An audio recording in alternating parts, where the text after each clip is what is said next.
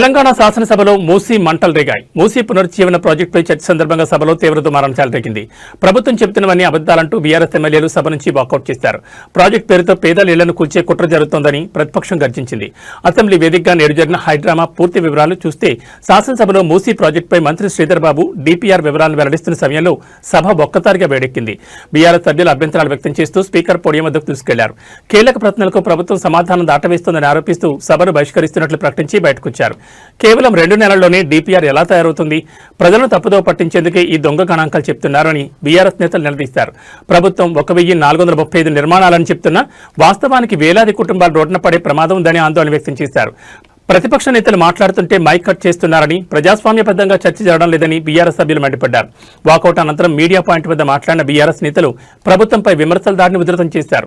మూసీ పునరుజ్జీవనం పేరుతో real estate దందా చేస్తున్నారని, పేదల ఇళ్లు కూర్చడం తమ వల్ల కాదని స్పష్టం చేశారు. ప్రభుత్వం మొండి వైఖరిని ప్రజల్లోకి తీసుకెళ్తామని హెచ్చరించారు. మరోవైపు ప్రభుత్వం మాత్రం మూసీ ప్రక్షాళనలో ఎవరికీ అన్యాయం జరగదని, బాధితులకు మెరుగైన పునరావాసం కల్పిస్తామని భరోసా ఇచ్చింది. ప్రతిపక్షాలు కావాలనే అభివృద్ధిని అడ్డుకుంటున్నాయని మంత్రి శ్రీధర్ బాబు కౌంటర్ ఇచ్చారు. మొత్తానికి మూసీ ప్రాజెక్టు తిరుగుతున్న ఈ రాజకీయ రగడ రాబోయే రోజుల్లో ఇంకెన్ని మలుపులు తిరుగుతుందో వేచి చూడాలి.